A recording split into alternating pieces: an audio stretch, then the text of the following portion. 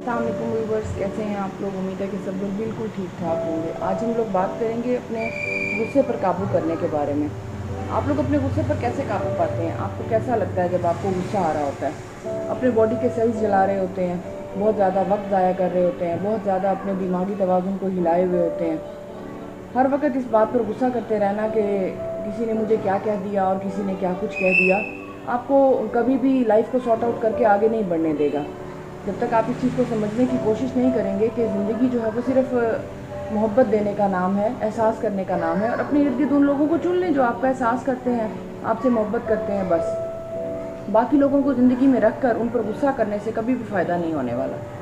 बहुत सारी ऐसी निशानियाँ जिसमें आप ये समझ लें कि गुस्सा जो है वो आपकी हालत को बिल्कुल ख़राब कर देता है। उसमें सर दर्द है, हर वक्त सर में दर्द रहना, हर वक्त दिल बोझल रहना, हर वक्त आपका सुस्त रहना, हर वक्त आपको उदासी रहना, ये सारी आपकी उन्हीं चीज़ों की अलामात हैं कि आप हर वक्त गुस्से में रहते हैं। गुस्से में रहने की वजह से आप डिप्रेशन का शिकार हो जाते हैं, और डिप्रेशन ओवर थिंकिंग की तरफ ले जाता है, और ओवर थिंकिंग जो है वो आपको ऑब्वियसली गलत सोचने पर मजबूर कर देती है।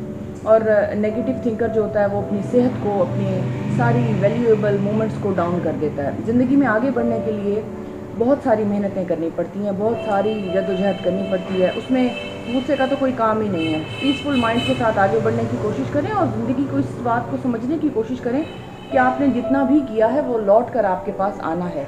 आपने जितनी भी मेहनत की है ज़िंदगी में आपको बहुत ज़्यादा फ़ायदा मिलने वाला है। लेकिन क्योंकि आपके इर्द गिर्द ऐसे लोग हैं जो आपको गुस्सा दिलाते हैं, तो ऑब्वियसली आप आगे नहीं बढ़ पाते।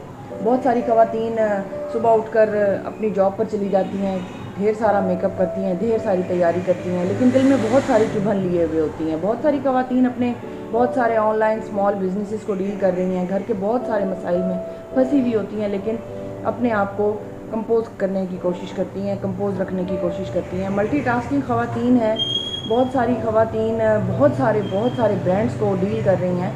अल्लाह उन्हें और तरक्की दे, लेकिन वो बहुत ज़्यादा टूटी हुई भी हैं अंदर से। ऐसी ख़वातीन का क्या बनेगा? ऐसी ख़वातीन का क्या हल है? उन्होंने अपने आप को मसरूफ़ तो ज़रूर कर लिया, लेकिन दिल के किसी न किसी गोशे में वो बहुत उदास भी हैं। उनको एक दोस्त की ज़रूरत है। I am always your friend, but still उनको अपने इर्द गिर्द किसी दोस्त की ज़रूरत है जो उनको समझा सके, उनको बता सके, उनको सुन सके।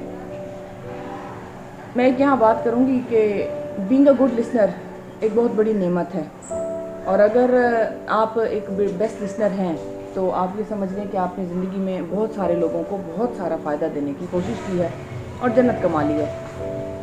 अब अगर आप इस जन्नत को अपनी ज़िंदगी में कायम रखेंगे तो ज़्यादा बेहतर है। और अगर अक्सर लोग उन्हीं लोगों को खो देते हैं जो उनके साथ अच्छे होते हैं, अक्सर लोग उन्हीं लोगों को अपनी ज़िंदगी में से निकाल बाहर करते हैं जो उनके साथ रहना पसंद करते हैं और उनकी ज़िंदगी में पॉजिटिविटी क्रिएट किए हुए होते हैं। बारहा फिर बाद में उनको समझ आता है कि नहीं, वो तो पौधा जन्नत का था, वो पौधा तो शहद का था, वो पौधा तो हमें बहुत ज़्यादा फ़ायदा देने वाला था।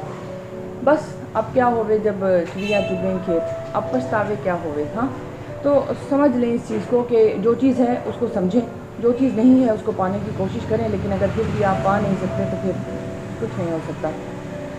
ज़िंदगी बहुत सारे मोड़ पर आपको बहुत ज़्यादा थका देती है। ये थकन आपको बहुत ज़्यादा परेशान करती है। अल्लाह की राह पे चल पड़ना, अल्लाह की याद में खो जाना आपको ज़िंदगी की बहुत सारी तरक्कियाँ देगा।